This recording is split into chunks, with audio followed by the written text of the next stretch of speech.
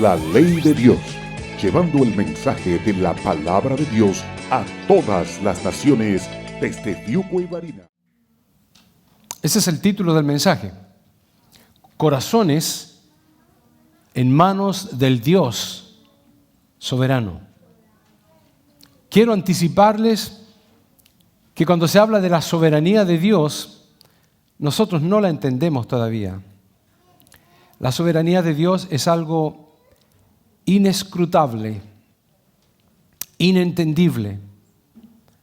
Hablar de la soberanía de Dios no podríamos, porque estaríamos hablando de un Dios omnipotente.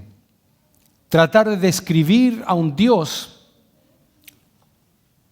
todopoderoso, no podríamos, con una mente finita.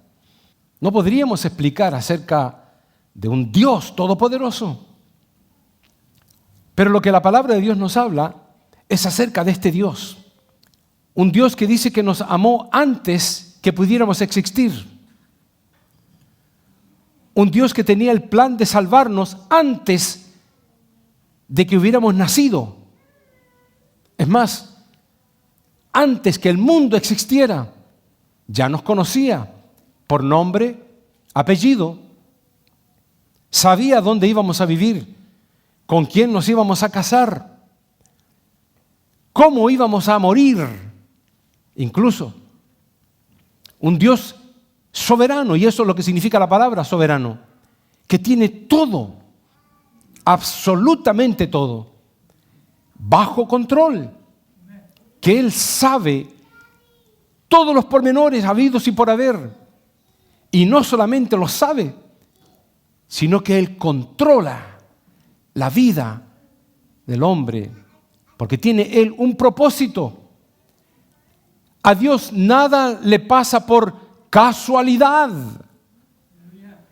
A Dios nada le pasa por un error que se cometió en la edificación, en la creación del cosmos o del universo. Dios dice que conoce cada cabello de nuestra cabeza, conoce los pensamientos de nuestro corazón y dice que conoce las palabras antes que nosotros las digamos. Dice que dirige nuestros pasos para donde Él quiere que vayan. Dice que Él pone en nosotros el pensar, el hacer y el querer. ¿Cómo podemos entender la soberanía de Dios? Quiero leer un versículo nada más. Proverbios 21:1. Y no tienen que ponerse de pie porque es solamente un versículo. Pero léalo conmigo. Ahí está, Proverbios 21:1.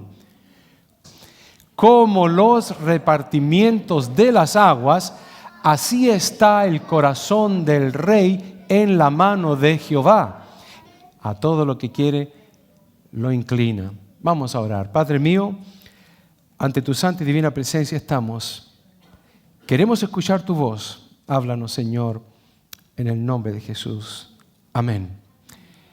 Este es uno de los versículos muy conocido en la Biblia. Se habla de él, pero no se puede explicar mucho, porque es complicado. Porque explicar el poder de Dios, la soberanía de Dios, ¿qué vamos a decir?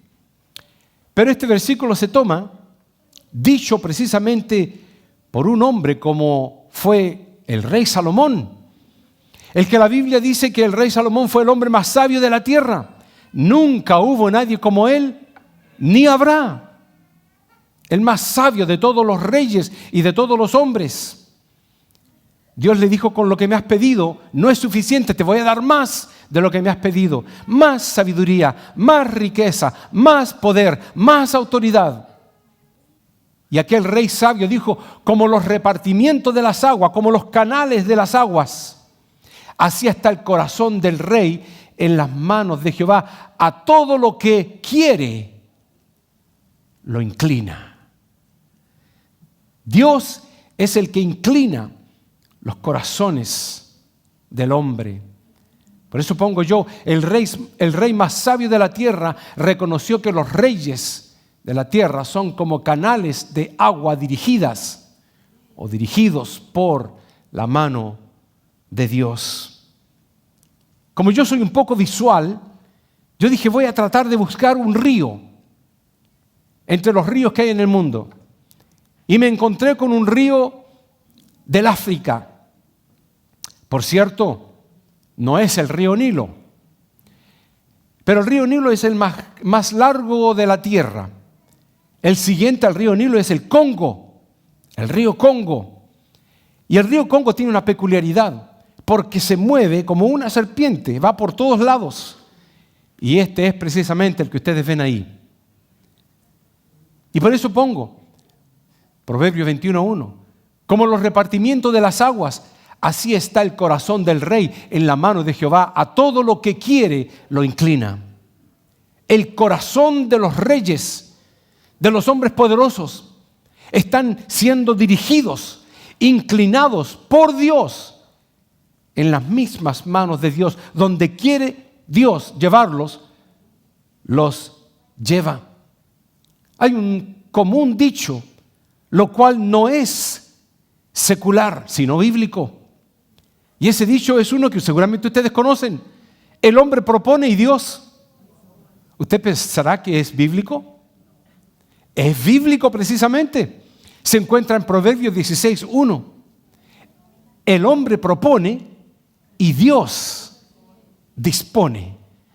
Uno puede proponer todo lo que quiera, pero Dios está con los brazos cruzados, esperando a que el hombre termine de decir o de hacer todo lo que quiere, para decir, Dios, ahora es mi turno, no quiero que hagas nada.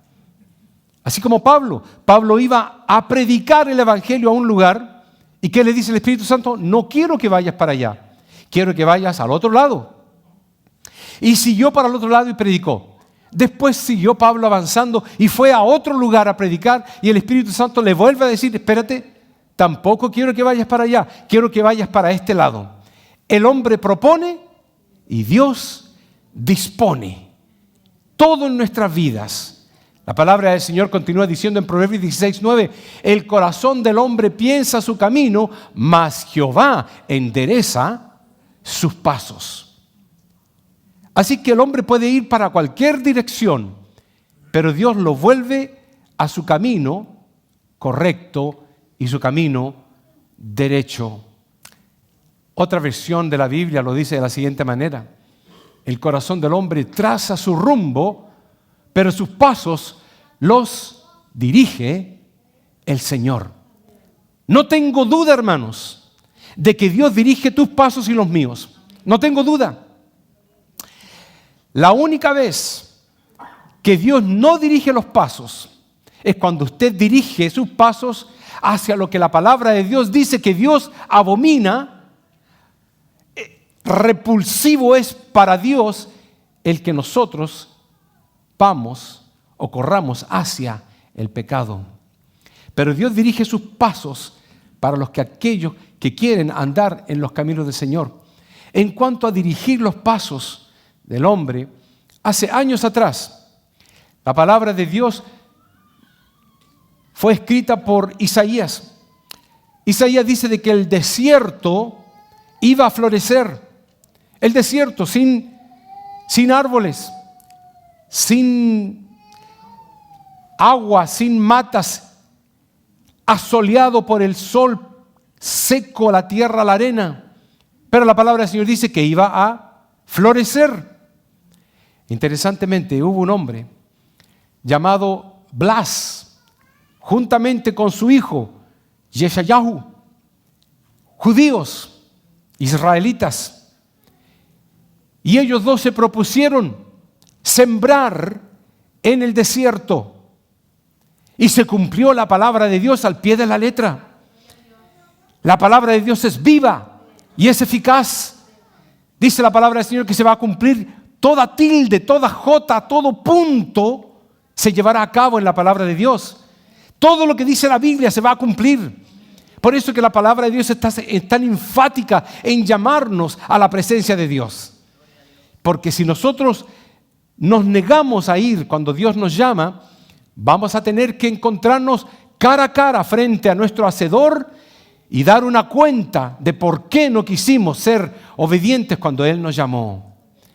Ese hombre que ustedes ven ahí, Blas, y aquel joven Yashayahu, dice, implementaron el sistema de riego por goteo, dirigiendo el agua por conductos directamente hasta la raíz de las plantas. ¿Qué hicieron? Tiraron mangueras a través de todo el desierto, dirigida correctamente donde ellos querían que fuera el agua. Y plantaban una semilla, y donde plantaba la semilla le hacían un hueco a la manguera. Y la manguera iba goteando directamente, sin perderse el agua, ni evaporizarse. Entraba directamente a la condición de la raíz. Recibía la savia, pues el agua no está sola, alimentándola también, hermanos. Y terminaron viendo lo que yo vi con mis propios ojos cuando fui a Israel, que el desierto había florecido. Y la palabra de Dios dice, el desierto florecerá y la tierra seca dará fruto. Todo el mundo se alegrará porque Dios le dará al desierto la belleza del monte del Líbano, la fertilidad del monte Carmelo y la hermosura del valle de Sarón. ¿Quién lo hizo? Dios, Jehová de los ejércitos, porque Él hace lo que quiere. Lo imposible para el hombre, para Dios es posible. Y cuando Dios quiere que se lleven a cabo las cosas, le pone en la mente al hombre para que el hombre se las ingenie y le dirige los pasos y le dirige la forma de pensar para llevar a cabo lo que Él ha establecido y se cumpla su palabra, quiéranlo o no. Es algo hermoso poder entender el mensaje de la palabra de Dios cuando nos dice de que nosotros no tenemos que hacer absolutamente nada para la salvación. Él la hizo todo. Él sacrificó su vida en la cruz del Calvario. Lo único que nosotros tenemos que hacer es aceptar ese regalo. Es como que la gente no lo entiende. Hermanos, cuando hablamos de la soberanía de Dios, va tan allá la soberanía de Dios, que la palabra de Dios dice, porque Dios es el que en vosotros produce así el querer como el hacer. Pero por su buena voluntad, porque todo obra para bien a los que temen a Jehová. Todo va a salir bien. Mientras yo leí este pasaje, hermanos, y preparaba el sermón para traerlo, yo me miraba a mí mismo de forma retrospectiva y me veía con todos los problemas habidos y por haber que tengo. Que claro, uno no las anda contando, ni tampoco usted anda contando sus problemas. Muchos de ustedes sufren calladamente, otros lloran calladamente, pero Dios dice que Él conoce las lágrimas de cada uno de ustedes. Y dice que esas lágrimas están siendo contadas, están siendo acumuladas en las manos del Señor, en un lugar donde Él las tiene recopiladas. Pero después ya no van a haber más lágrimas, va a haber gozo, alegría, va a haber paz, tranquilidad. Todo lo pasado de este mundo va a haber desaparecido. Pero algo tuvimos que hacer durante el tiempo en que estábamos en la tierra. Venir a los pies de Cristo. Hermanos, Dios produce el querer como el hacer. Pero mi pregunta, y me imagino que la de ustedes también, es ¿qué pasa con aquellos hombres que han sido malos? ¿Los habrá dirigido Dios? ¿Saben? Cuando vamos a Jeremías, capítulo 27, el versículo 5 al 6, dice lo siguiente. Dice, yo hice la tierra, el hombre y las bestias que están sobre la faz de la tierra, con mi gran poder y con mi brazo extendido, y la di a quien yo quise. Yo le hice un círculo al pronombre yo. Primera persona del singular, hablando acerca de Dios, identificándose Dios mismo. Yo hice la tierra, dice Jehová, el hombre y las bestias que están sobre la faz de la tierra con mi gran poder y con mi brazo extendido. Y la di a quien yo quise.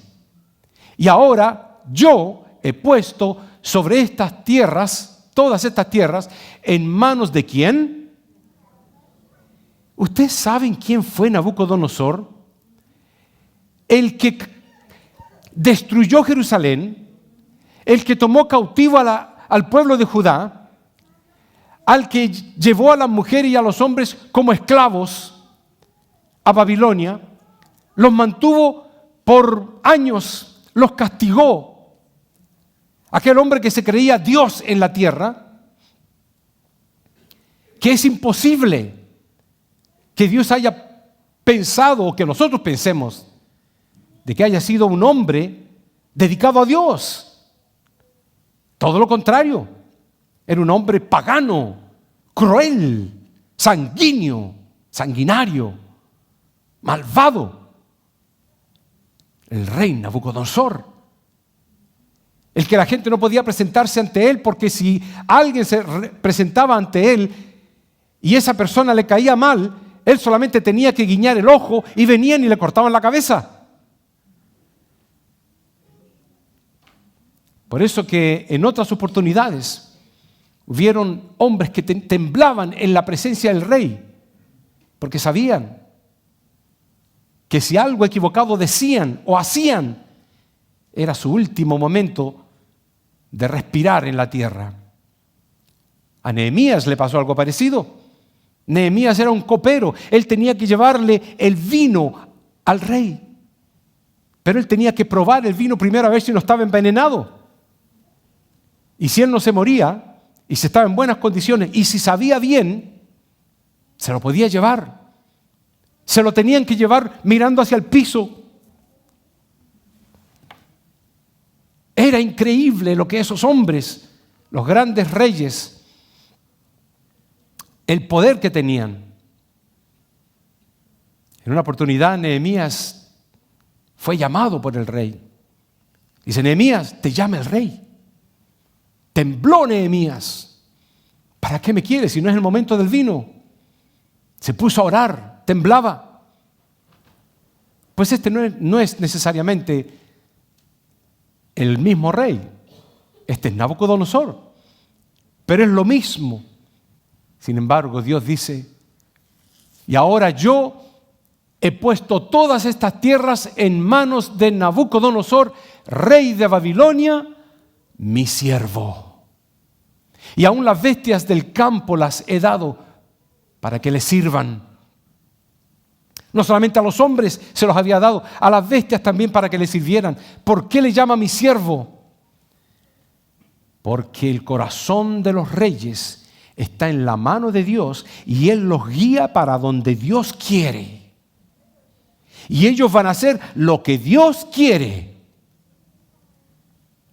Israel había dado vueltas en círculo vicioso a través de la bendición y a través del pecado, y se había enfangado y envuelto en el pecado más y más, y no había buscado de Dios. Dios los castigaba, ellos se arrepentían, Dios los bendecía, ellos volvían a pecar, Dios los castigaba fuerte, ellos se arrepentían, ellos volvían a pecar, y el círculo vicioso duró 400 años. Dios se cansó y utilizó ¿a quién? A Nabucodonosor, su siervo, para que tomara al pueblo de Judá y eventualmente también al pueblo de Israel, el del norte, y los llevara en cautiverio y se llevara a cabo lo que Dios quería que se llevara a cabo, porque Dios castiga a quien que ama. Y el castigo no le gusta a nadie. La reprensión a nadie le gusta. La disciplina no le gusta a nadie. Pero sirve para corregir. Sirve para restaurar la condición original. Y eso es lo que quería Dios. Que la condición original se restaurara. Aunque se tuviera que podar el árbol. Porque si el árbol le doliera y pudiera hablar cuando está siendo podado por el agricultor, gritaría: ¡ay! ¡Ay, que me cortan un brazo! Pero salen nuevamente gajos y fruta más dulce y más grande. Hubo otro caso, y entre como estos muchos más.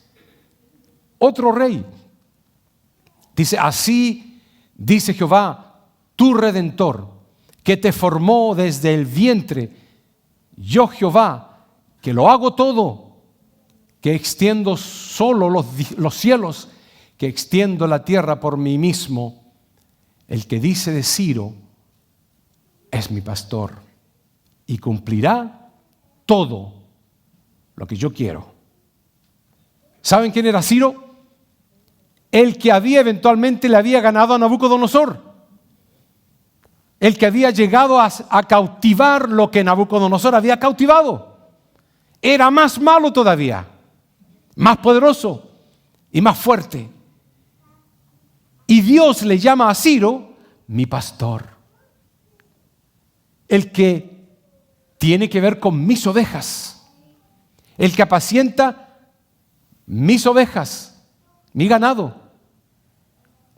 El que pertenece a Él y hace lo que Dios quiere, porque Dios tiene el corazón no solamente de los reyes, de los hombres, de nosotros, en las manos de Él, y Él las dirige para donde quiera. Dice, y cumplirá todo lo que yo quiero, al decir a Jerusalén, serás edificada, y al templo serás fundado.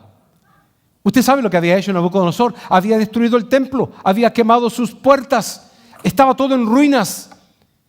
Sin embargo, Dios tomó a Ciro, le llama mi pastor porque iba a apacentar a sus ovejas, iba a mandarlo a restaurar a Jerusalén, a reedificar Jerusalén, a restablecer una vez más la normalidad en Jerusalén, y se cumplió al pie de la letra. De alguna forma Ciro sintió de parte de Dios, voy a ayudar a este pueblo. Por eso que la palabra de Dios dice, Dios toma del que tiene más para darle al que tiene poco. Dios toma del rico y le da al pobre. Pero Dios se preocupa de los dos. Y dice, ni el rico va a tener menos porque le quité un poco, ni el pobre va a tener más porque se le dio. Él sigue en control de todo. Esa es la grandeza de Dios. Eso se llama la soberanía de Dios. Alguien pregunta, ¿por qué sucede esto? ¿Por qué sucedió? Algún día podremos saberlo todo. Pero que tiene una razón Dios, sin duda alguna, más perfecta que la nuestra, y motivos más fidedignos que nosotros pudiéramos tener. En cuanto a Ciro se refiere, al poco tiempo fue restaurado el templo. Y hace poco tiempo atrás incluso se hizo una moneda de Ciro. Así ha dicho Ciro, rey de Persia, Jehová, el Dios de los cielos, me ha dado todos los reinos de la tierra y me ha mandado que le edifique casa en Jerusalén, que está en Judá. Y hoy en día los judíos tienen a Ciro como aquel libertador, como aquel caudillo, como aquel que restauró el templo, un rey como tal. Dios es el que toma los corazones y los maneja. Por eso, hermanos, cuando tú estás durmiendo durante tus horas de descanso en la noche y despiertas porque tienes que ir al baño, por lo más común que es, o un ruido, y tú sientes de orar, es Dios que te está diciendo, ora. No desaproveches ese tiempo. Alguien dice, yo voy a orar en la cama, bien tapadito aquí, voy a orar en la cama. No seas irrespetuoso con Dios. Ahora, si estás todo quebrado y no puedes ni moverte, pues entonces en la cama. Pero si tú puedes levantarte, doblar tus rodillas al lado de tu cama, ora a Dios. Cuando Dios pone algo en tu corazón, que lo hagas, hazlo. Especialmente si es lectura de la palabra, oración, un cántico que se te venga a la mente. Porque la palabra del Señor dice que Él abomina los pasos que corren hacia el mal. Hubieron reyes también que Dios controló el corazón de ellos. Por ejemplo, el faraón. Y dice la palabra de Dios, yo endureceré el corazón de faraón. Cuando yo era jovencito, y leía esto, yo me enojaba con Dios, se lo prometo. Yo me enojaba con Dios a mis 16 años, 17 años, cuando leía esto. Yo decía, ¿por qué Dios endureció el corazón? Porque cada vez que lo endurecía, Él iba en contra de los judíos. Y yo decía, a lo mejor eso no era lo natural de Faraón. A lo mejor Faraón quería ayudarlos, pero Dios endurecía el corazón para que fuera en contra de ellos a matarlos.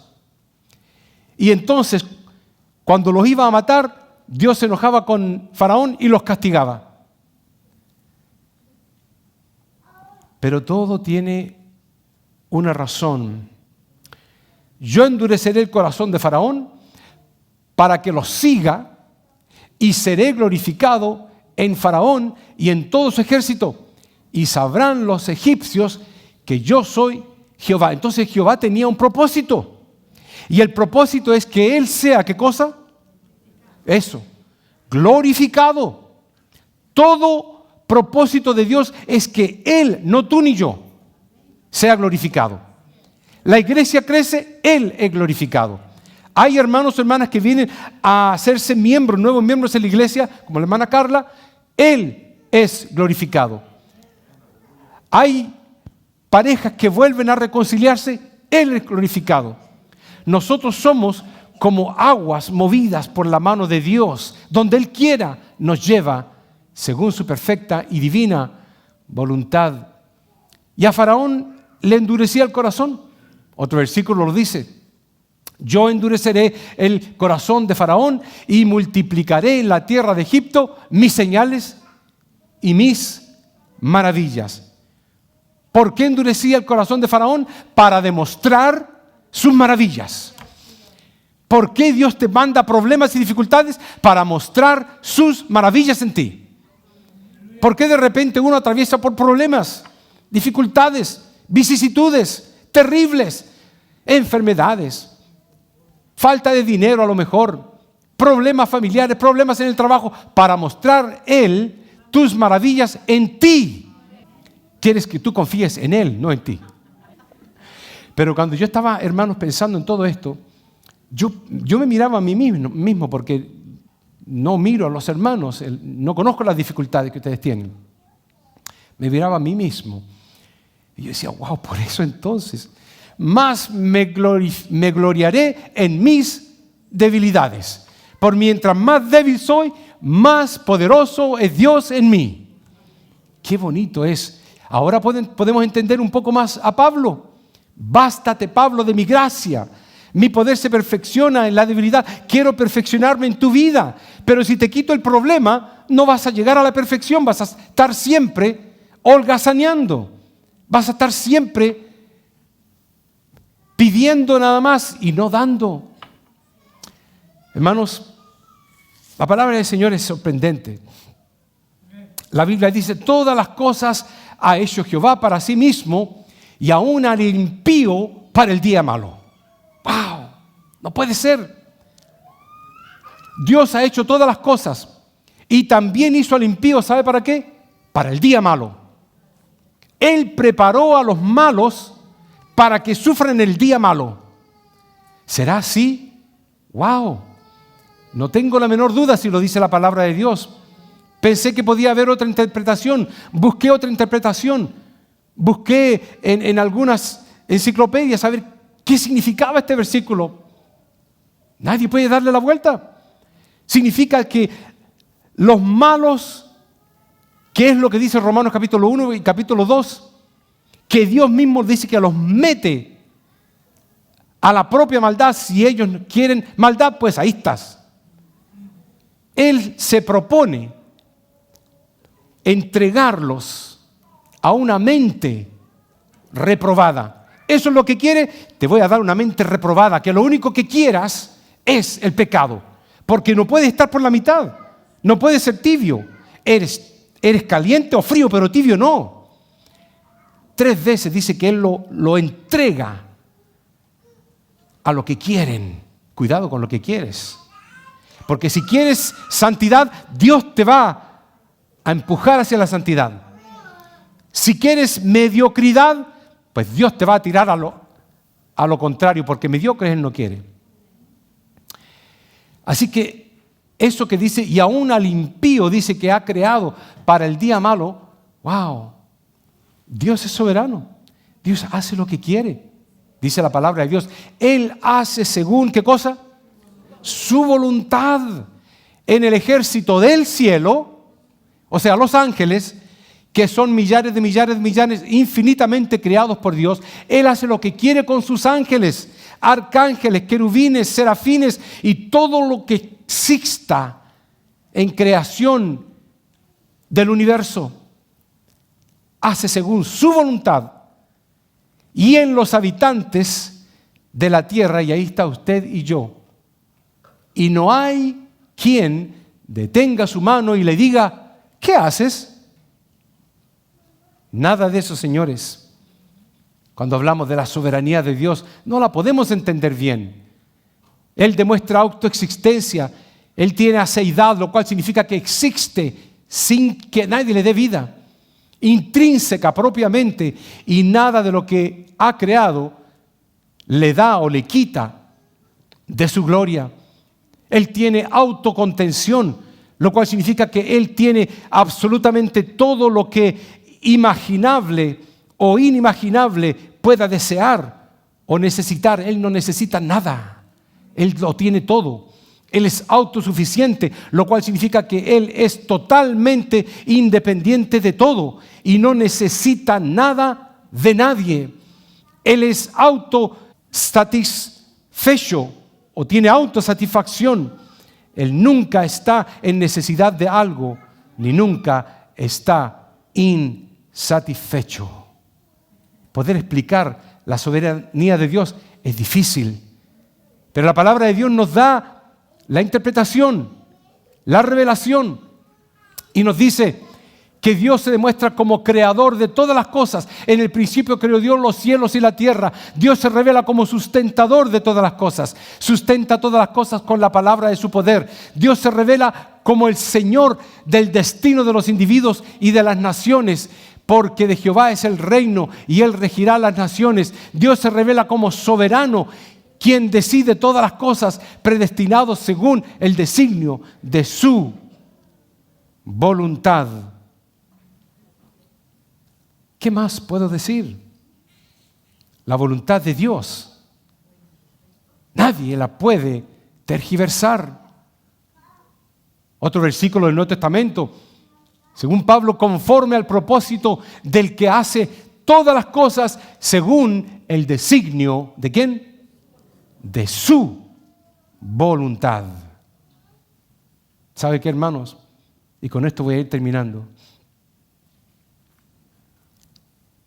Es difícil poder entender esto, pero hay un sabor en esto increíble. La soberanía de Dios es de Él. No tenemos que preocuparnos de nada. Él tiene todo listo. Ahora estamos entendiendo entonces por qué la palabra de Dios lo dice en Juan 3:16.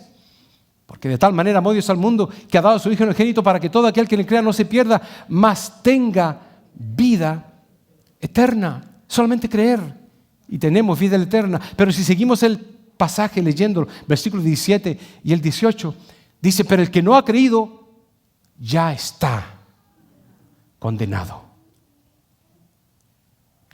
Por eso que Pablo dice que aún en vida Él nos ha glorificado y nos ha sentado en lugares celestiales. Pero todavía no estoy sentado en lugares celestiales, pero Pablo dice que ya lo estamos. ¿Por qué? Porque para Dios está hecho. Esa es la absolutez de Dios. No van a haber intermedios, interludios. de que Dios va a decir, espérate, a ver, no, a este no, lo elegí pero le voy a quitar. Cuando habla de borrar el libro de la vida, se habla de otra cosa totalmente diferente, que un día también la hablaremos. Pero cuando habla de la voluntad de Dios, aún en este próximo versículo, vamos a entender que aún en esto, la voluntad de Dios se llevó a cabo. Miren lo que dice la palabra del Señor. Porque verdaderamente se unieron en esta ciudad. ¿A cuál ciudad? Jerusalén. Contra tu santo Hijo Jesús, a quien ungiste. ¿Quién se reunió? Herodes y Poncio Pilato con los gentiles y el pueblo de Israel. ¿Y qué hicieron? Continúa el versículo. Para hacer cuanto tu mano y tu consejo habían antes determinado que sucediera. Se reunieron en Jerusalén Herodes, Poncio Pilato, los gentiles, el pueblo de Israel, para llevar a cabo lo que Dios había determinado que sucediera. ¿Cuál era? La muerte de Jesús. ¿Por qué? ¿Por qué Dios permitió que muriera y preparó hasta la cruz? Preparó el corazón de Herodes y de Poncio Pilato. Prefirió soltar a Barrabás y crucificar a Jesús. ¿Por qué Dios lo permitió? Y no solamente lo permitió, ¿por qué lo orquestó? ¿Por qué? Porque si no hubiera muerto Cristo Jesús, ni tú ni yo tendríamos vida eterna. Y hubiéramos muerto en el infierno, en el lago eterno, por siempre, por toda la eternidad. Pero porque Cristo Jesús murió y porque Cristo Jesús dijo, consumado es, lo he logrado, lo he terminado, he llevado a cabo el sacrificio de perdón para la humanidad, para todo aquel que cree y tenga vida eterna de esa forma. Toda la obra del Señor tiene un propósito. Que usted esté cojo, tiene un propósito. Que usted le duela la espina dorsal, tiene un propósito. Que usted despierte durante la noche, tiene un propósito. Que usted esté aquí en esta iglesia, tiene un propósito. Todo tiene propósito. Que esté pagando una renta con dificultades, tiene un propósito. Que su hijo ande lejos en el mundo, tiene un propósito para que usted doble rodillas y lo llame en oración y golpee el cielo, la puerta del cielo, diciendo, Padre, tráemelo a tus pies. Tiene un propósito, todo. Se cumple la palabra de Dios cuando dice, y sabemos que a los que aman a Dios, todas las cosas le ayudan a bien. Esto es, a los que conforme a su propósito. ¿Cuál es el propósito? ¿Cuál es el propósito? ¿Cuál es el propósito de Dios? Porque hemos sido llamados, hemos sido, dice, predestinados. Luego dice, hemos sido elegidos, llamados, justificados y glorificados. Lo dice todo. ¿Cuál es el propósito de Dios? Pablo dice, los predestinó para que fuesen hechos conforme a la imagen de su Hijo, para que Él sea el primogénito entre muchos hermanos. ¿Cuál es el propósito de Dios? De que tú y yo lleguemos a la estatura del varón perfecto que es Cristo Jesús. Para que tú y yo seamos hechos conforme a la imagen de su Hijo. Pablo termina diciendo, hijitos míos, por quienes vuelvo a sufrir dolores de parto hasta que Cristo sea formado en vosotros. La ley de Dios, llevando el mensaje de la palabra de Dios a todas las naciones desde Fiuco y Barina.